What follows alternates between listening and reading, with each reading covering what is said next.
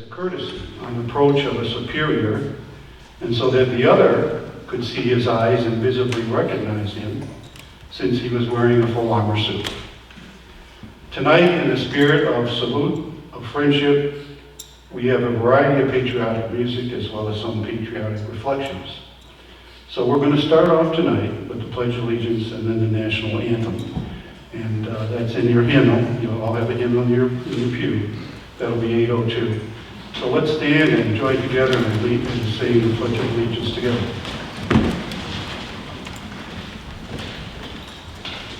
I pledge allegiance to the flag of the United States of America and to the republic for which it stands, one nation, under God, indivisible, with liberty and justice for all. Now let's join together in singing our Star Spangled Banner, 2 verses.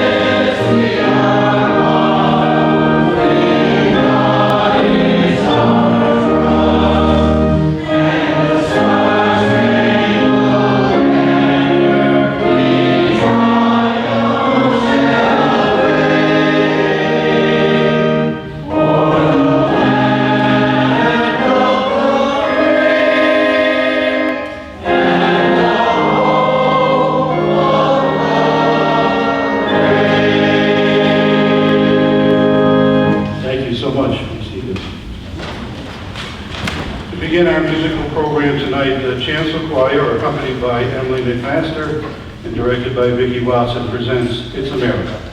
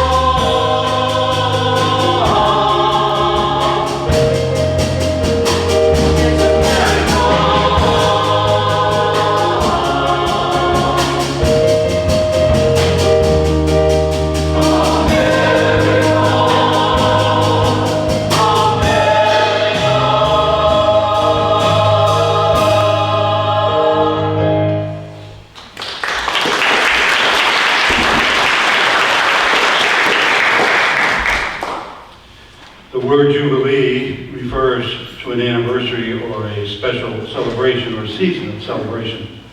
Pope Francis had designated 2025 as a jubilation year or a Jubilee year with a theme of hope.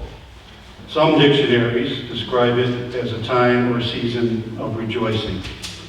And I expect there will be quite a celebration for the country's 250th anniversary on July 4th next year. The Jubilation Handbell Choir will now present Jubilee.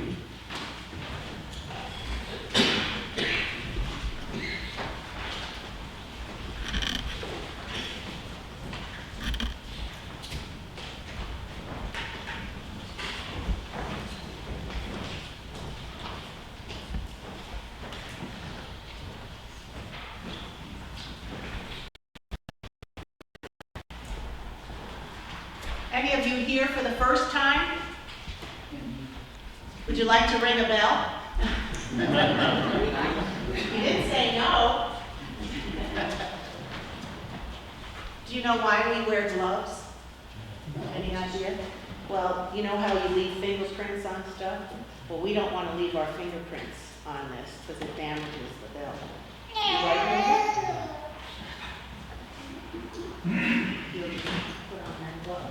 You didn't say no, right?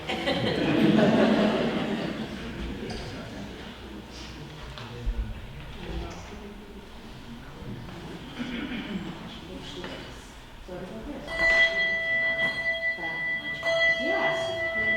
Sign them up. Anyone else like to ring a bell?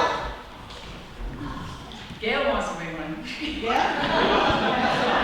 You want to ring a bell? You're afraid. You're all afraid.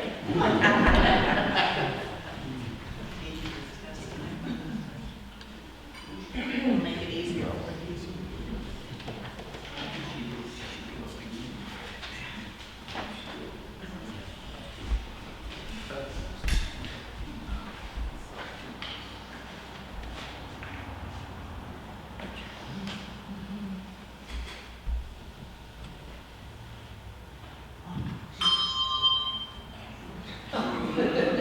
Little eager. That was on purpose.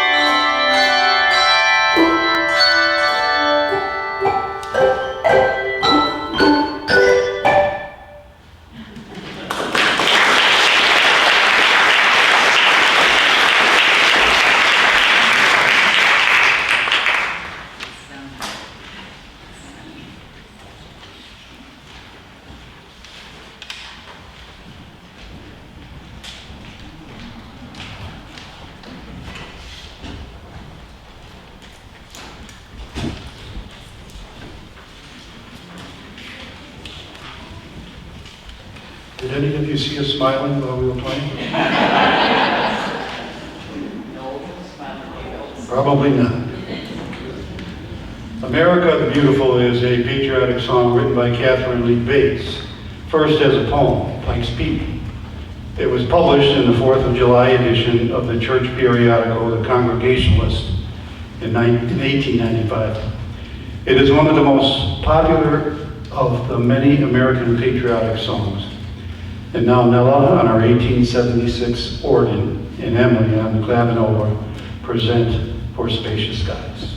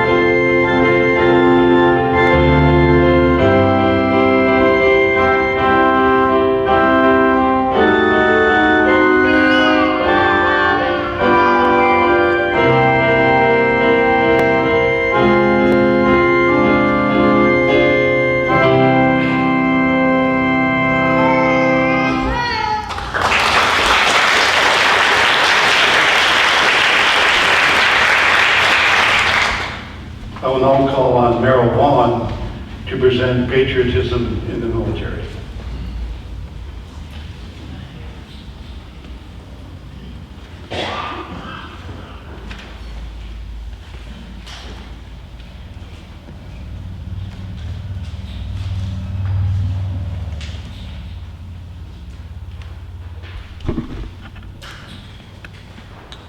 Can everybody hear me?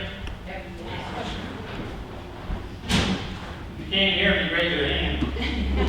Okay. Patriotism is defined as love or devotion for one's country. Those of us that served in the military, whether by volunteering or by being drafted, did so in a time of war and in peace. People have told me that I did the patriotic thing by serving in the Air Force during Vietnam and in peacetime. I disagreed with them 100%. They asked me why I disagreed with that. I told them it was because that millions of Americans have previously served in our nation's armed services over the generations of our nation. All I did was just follow their footsteps, just as others are following mine and the other two gentlemen be after me tonight. So what did you do that was patriotic while you served in the military? That made me think long and hard about all that I did in my 21 plus years in the Air Force. Some of it was in war, some of it, most was in peace.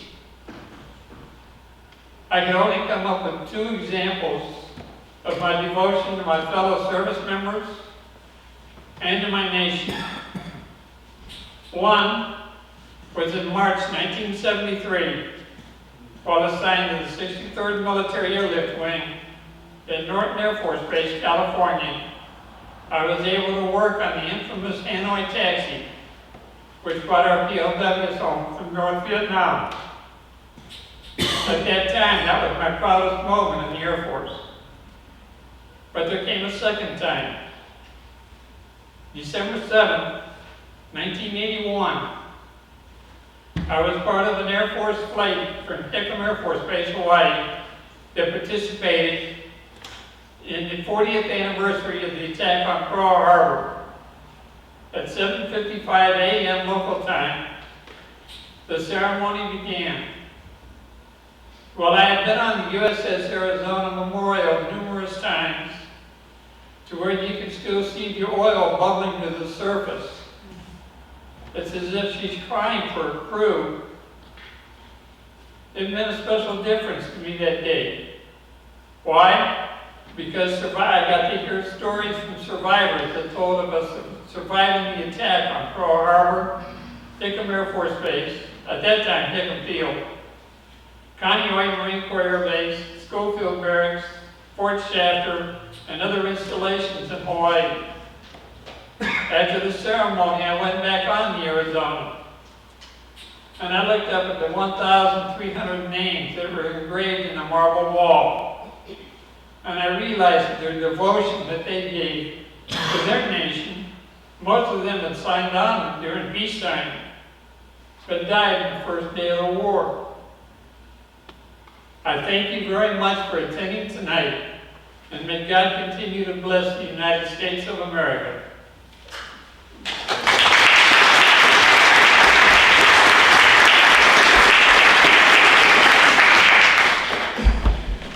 Thank you, Merrill.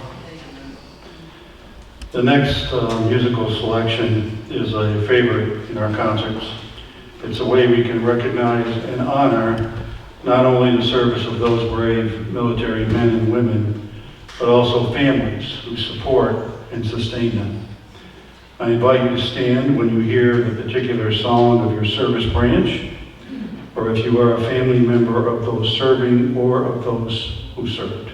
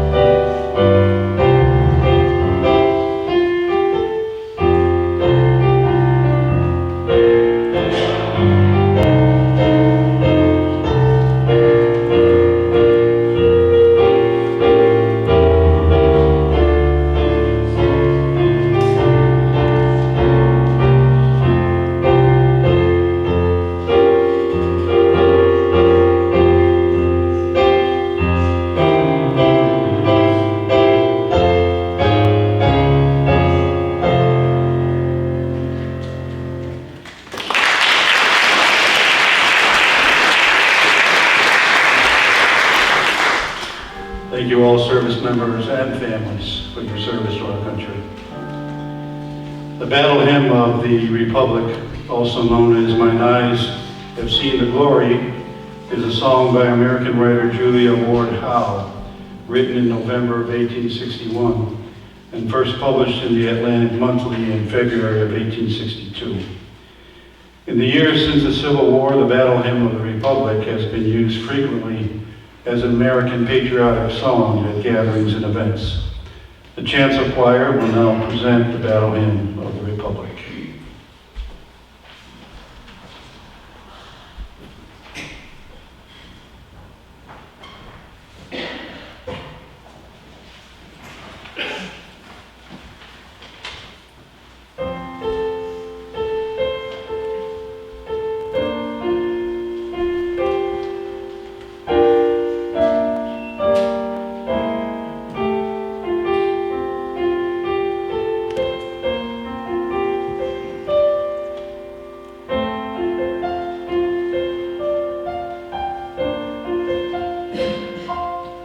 In the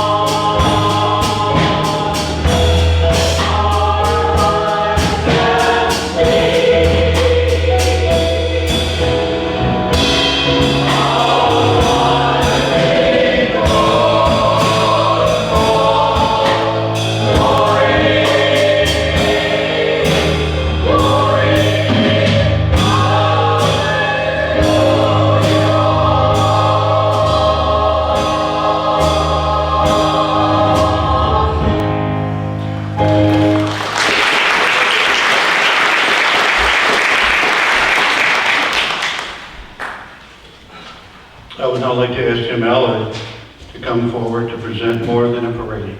Jim Allard.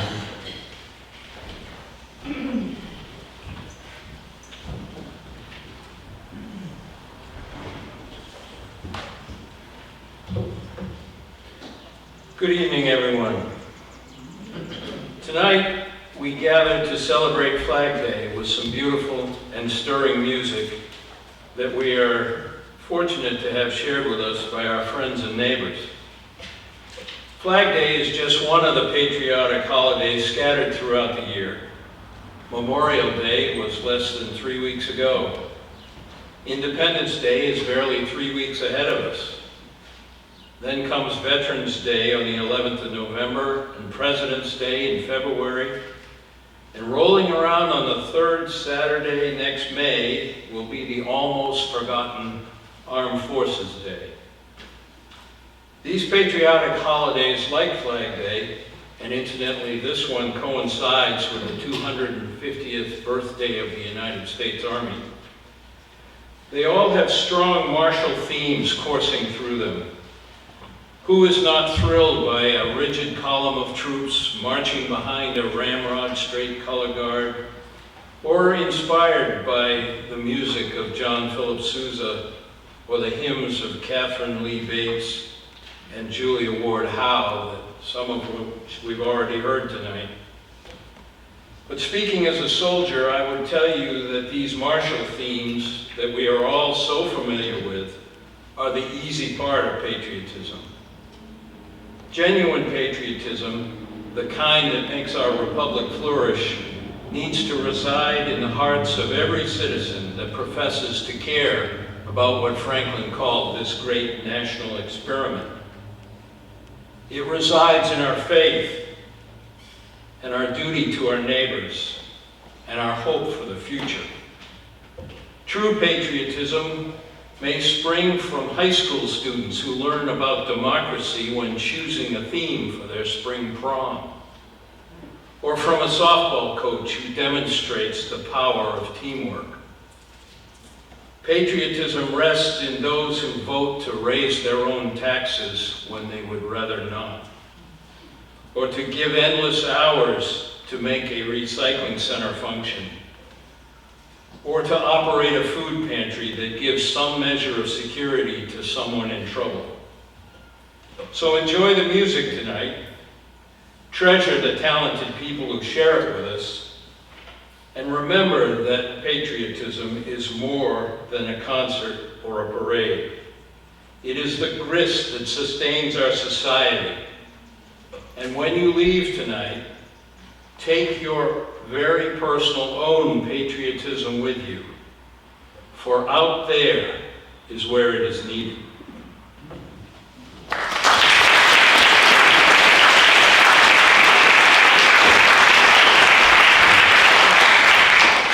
Thank you, Jim. We now welcome Michelle Lips and Gail Allard as they offer a medley of patriotic songs.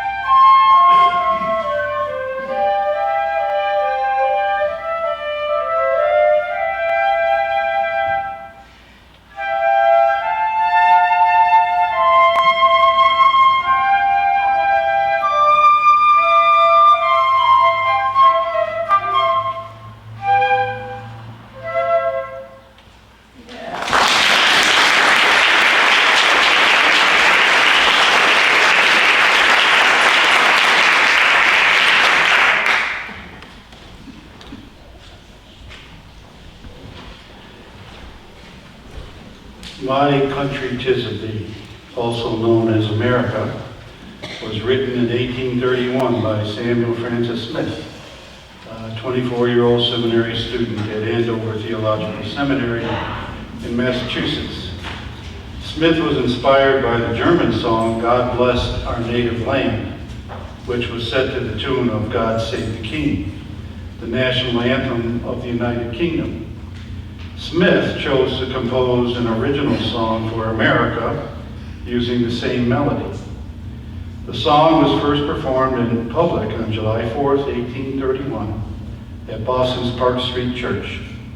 Before the Star Spangled Banner became the official U.S. national anthem in 1931, My Country 'Tis of Thee served as a national anthem.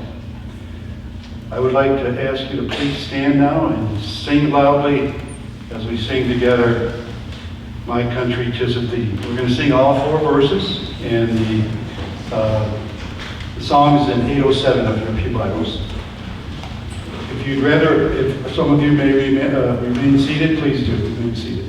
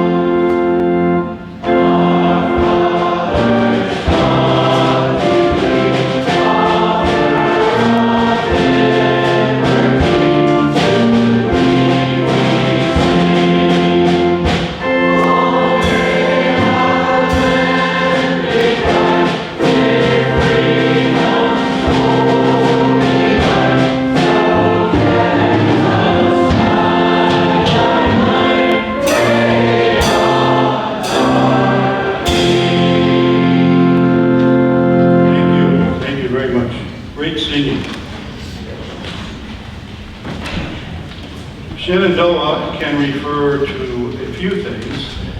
It's a national park in Virginia, a river in valley in Virginia, in West Virginia, and also the name of a country music band.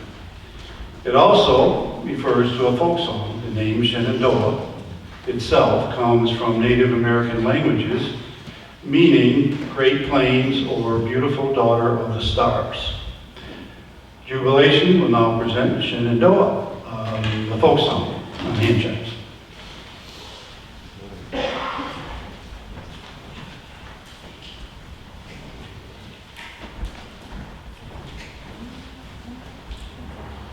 Where's my demonstrator? Oh, he can't run. So this is much easier to play. You don't need a glove. It's like sort of a xylophone. Give it a shot.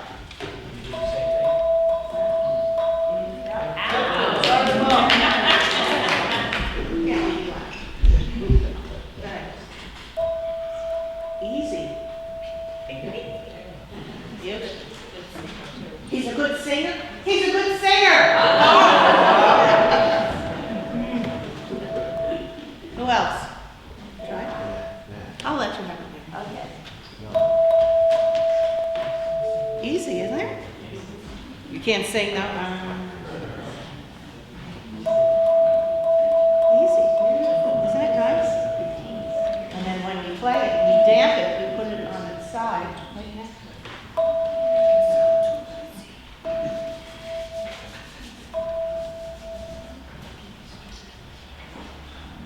I think you like this. They made it sound too easy. Well, two and page turns. A little bit.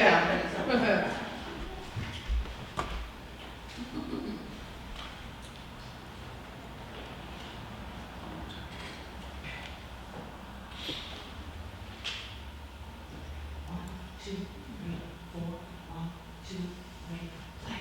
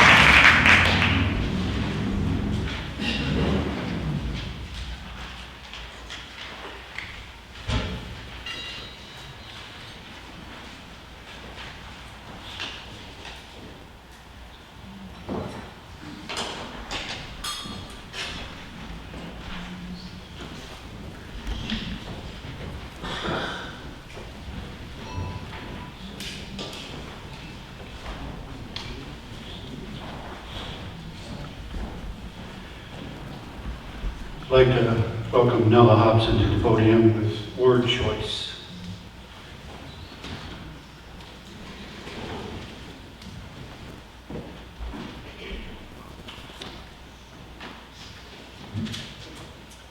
Before I talk about word choice, I'd like you to look at your programs. Does anyone have a little happy face sticker on the back of their program? Mary, Millie, Sue, we have a little door prize for you. Stop me. Now, it has to be like blue or yellow or red, not green, not green. Invisible doesn't count.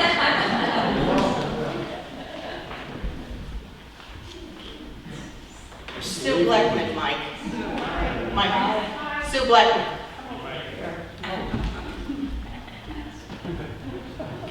Free stuff, free stuff. These are all hand stitched. Mary. Who has a green sticker? Anyone have a green sticker? You get a special prize. That's a big thing.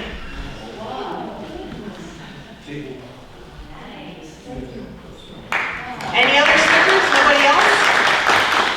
Mike, give that gentleman who's in our bell choir and in our choir, give him one. You're the lucky guy.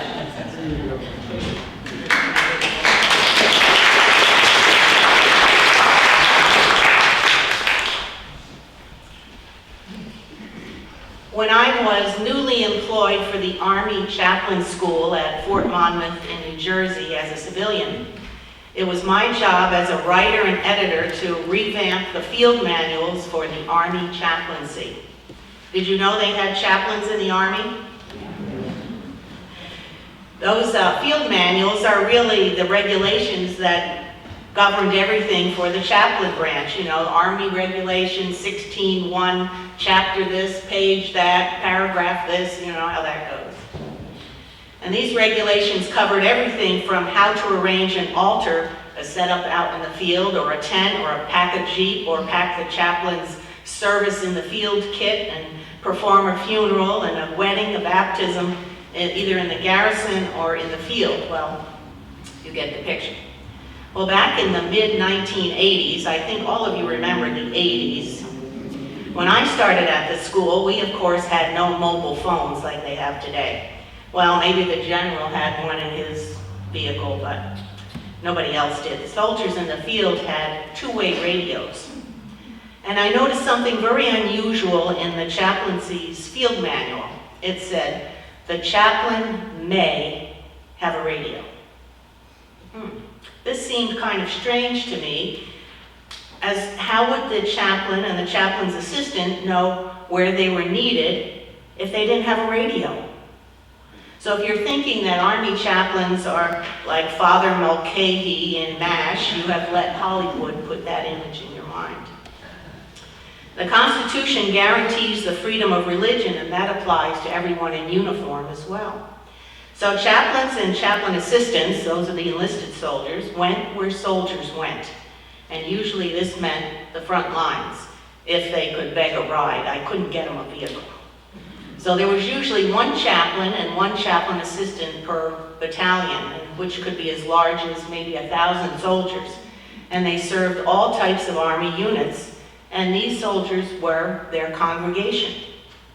So getting back to the radios, after consulting with the Chief of Chaplains, Sergeant Major, I decided to change the wording from the chaplain may have a radio to the chaplain will have a radio. And so after a while, this manual went forward with all my other changes as well, grammar, punctuation, and spelling, and graphics, and illustrations. And these things take time to go from one office to another. My boss's boss, his boss, the Chief of Chaplain's office, the Department of the Army at the Pentagon, everyone had to sign off on this thing. But lo and behold, it all passed. Because of this one word, from may to will, the chaplain and his assistant now had a dedicated radio. And they could point to the regulation, and nobody could contest it. So you see, the commander just had so many radios to hand out, and the chaplain likely was not one to receive one. But with this regulation now in effect, the commander could get an additional radio and wouldn't have to take it from his dedicated supply. The commander was obligated by doctrine to give one to the chaplain. So because of my word choice, it became Army doctrine. Who knew? It may not seem like a big thing now with cell phones, but with the next conflict of Desert Shield and Desert Storm, the Gulf War beginning in 1990, chaplains had their own radios.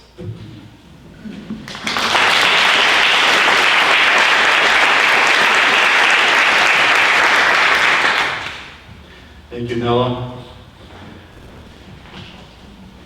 I can attest to Nella's ability to edit and punctuate, all those type of things.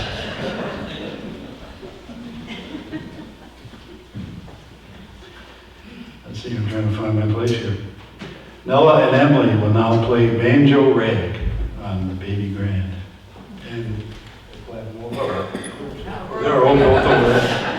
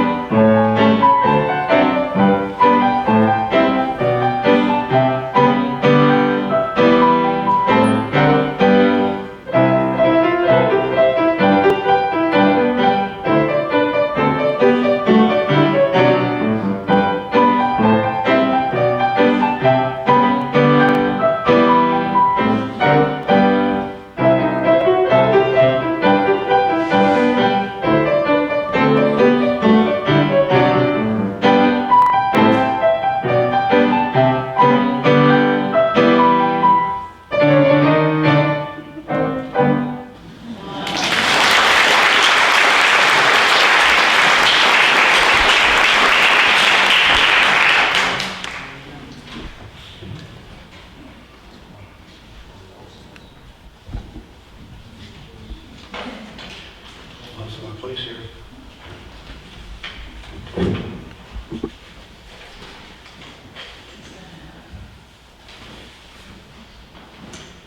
Jubilation will now return, and we're going to play Joy and Delight.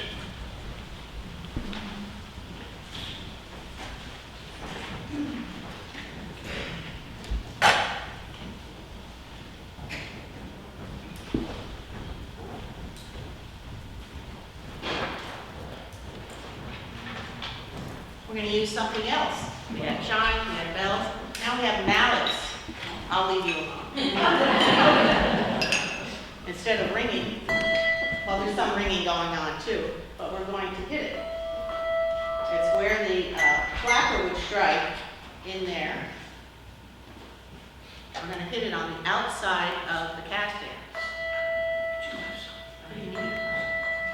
Mary, doing it?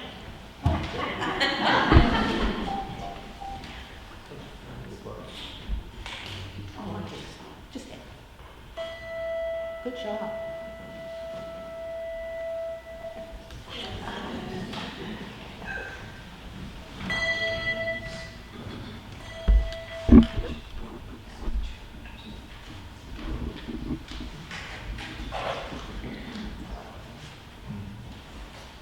Joy and delight.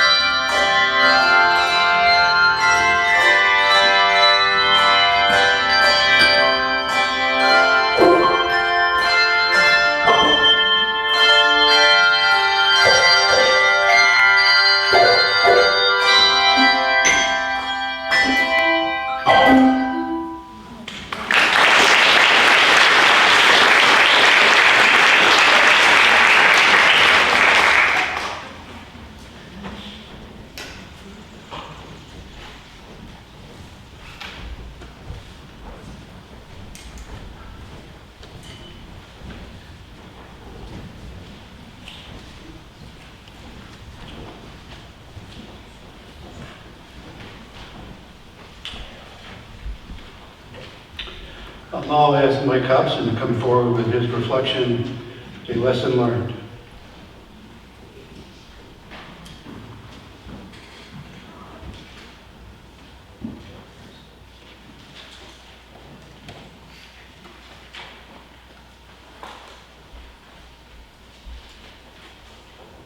I offer this from the lighter side of military experience.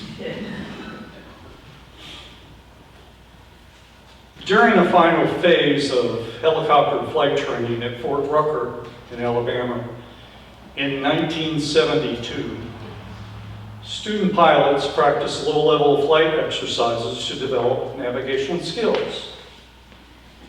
With 2 students per teacher, on one day, instructors would teach a lesson while at the controls, and the following day, the students would practice that lesson with no instructor on board.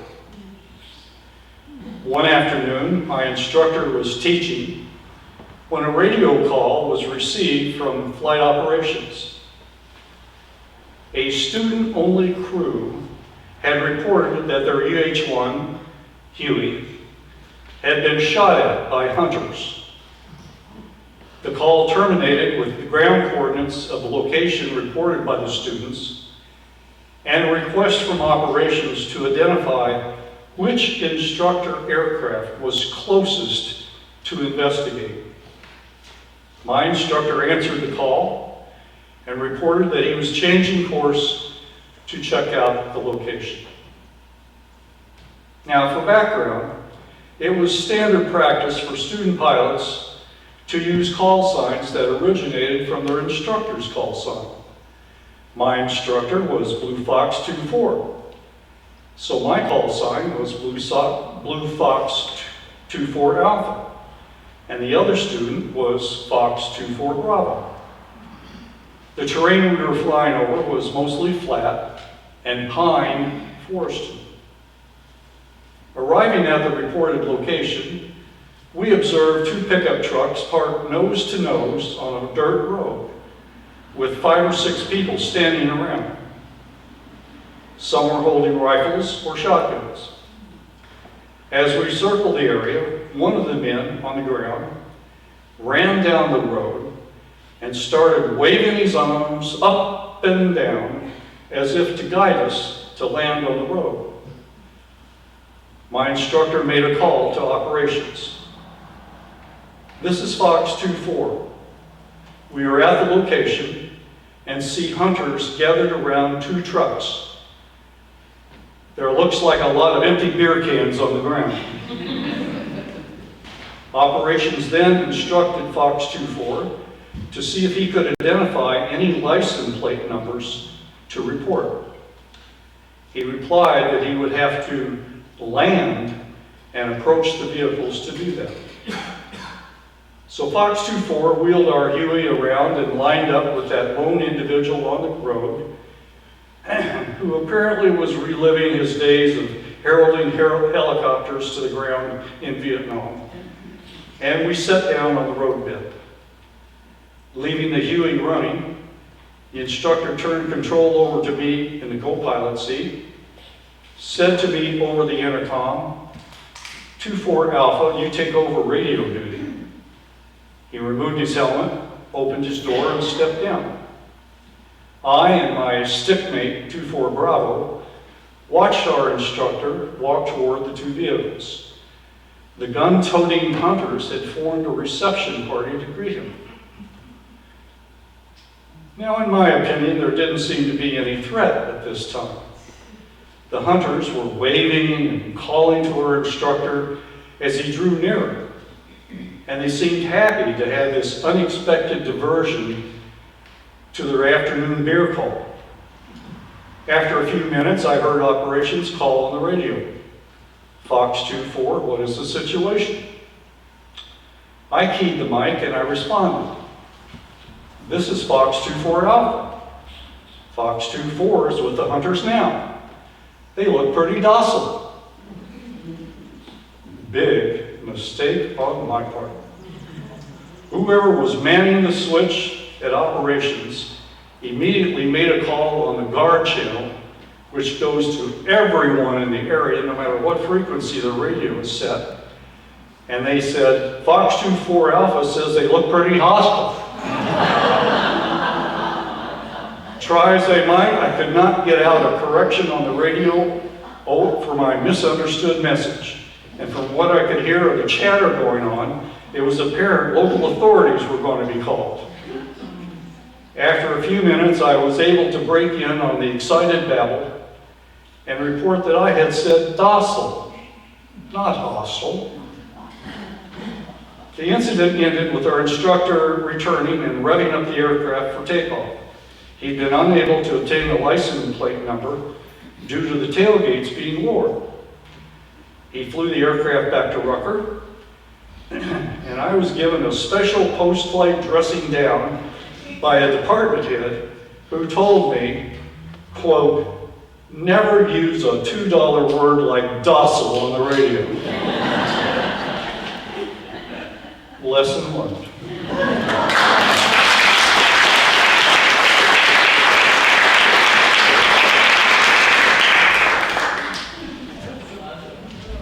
Thank you, Mike.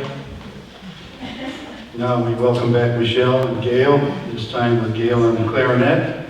And the song is Easy Does It.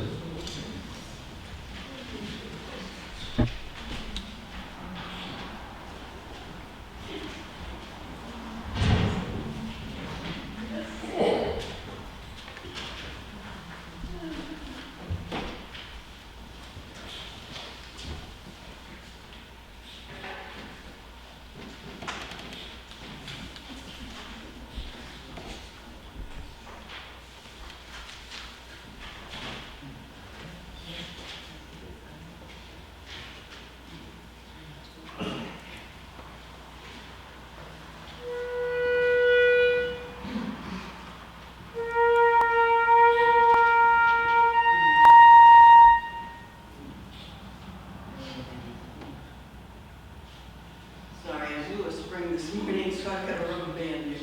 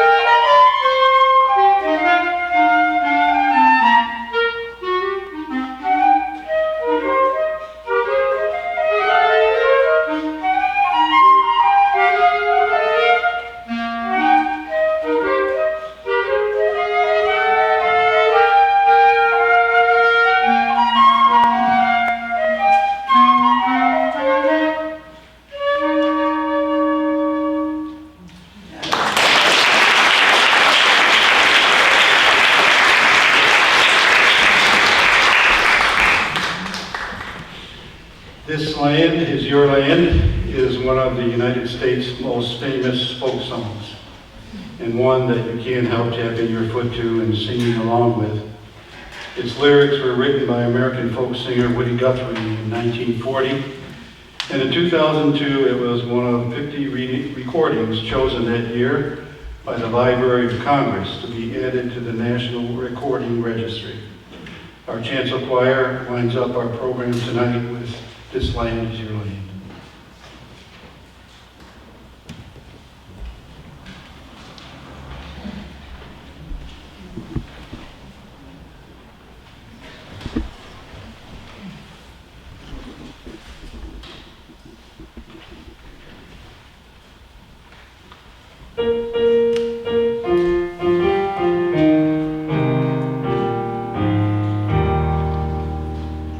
This land is your land.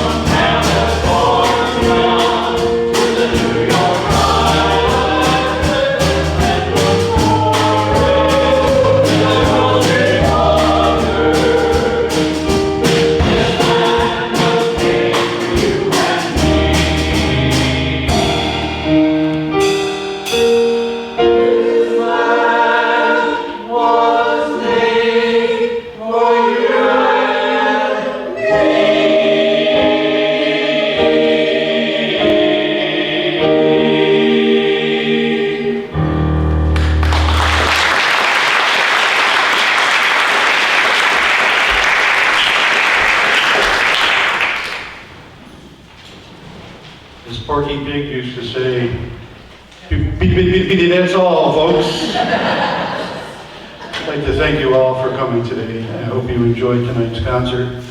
Before you leave, I'd like to ask all our choir members to please stand. And also,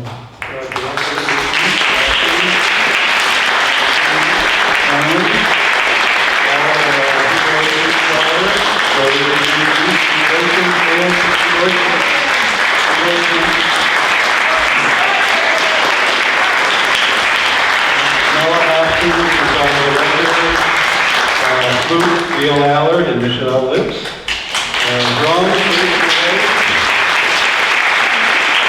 and I'd like to thank Jim Allard, Mike Hobson, Ella Hobson, and Merrill Vaughn for sharing their reflections of this. Thank you all for coming, and please stay and enjoy some fellowship time and some cookies. I know there's some good cookies out there. So thank you. Thank you. God bless you all, and God bless America.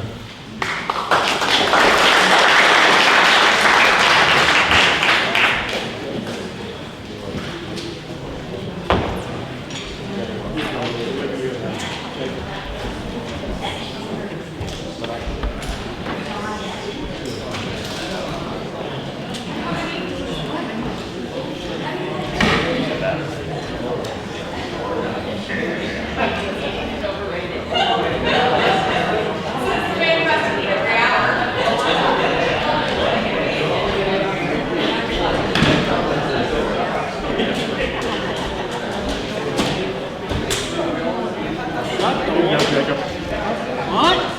Shut the window. Somebody's got to do our charge. Okay, you want to have some cookies? Yeah. It's gonna work.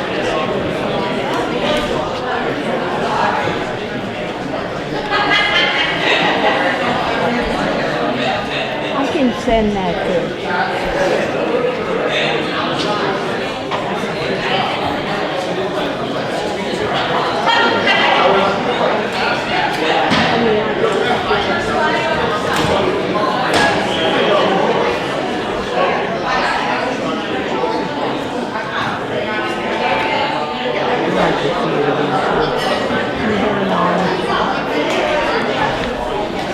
Did you like that?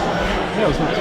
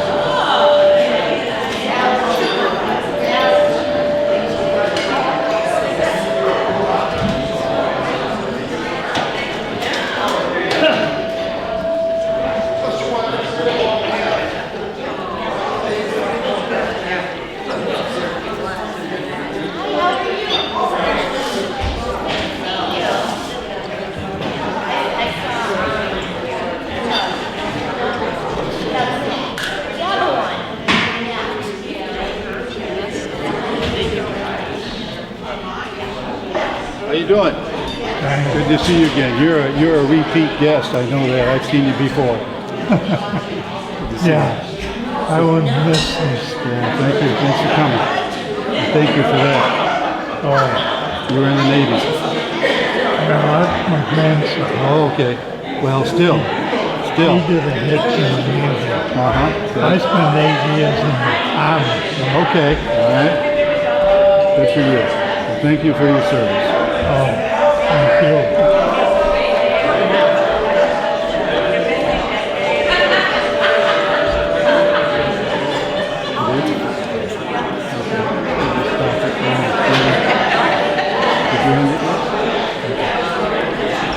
Oh, okay.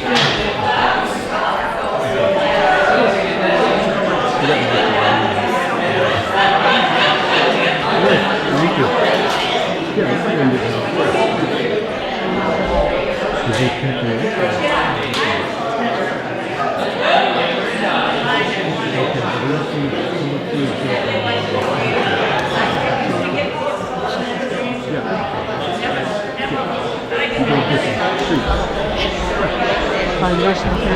Thank you for doing this tonight. I didn't know if you were going to be here.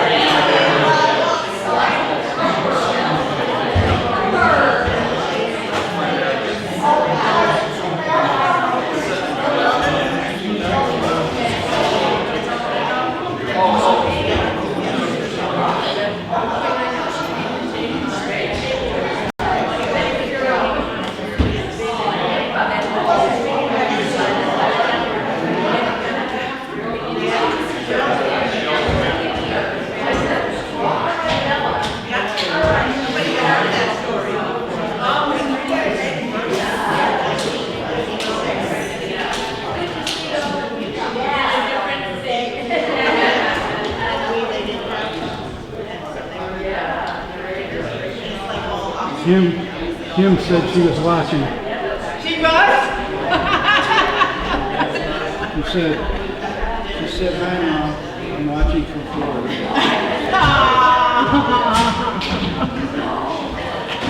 You take it home? Yeah. All right, have a good night. I'll see you on Sunday morning. Okay.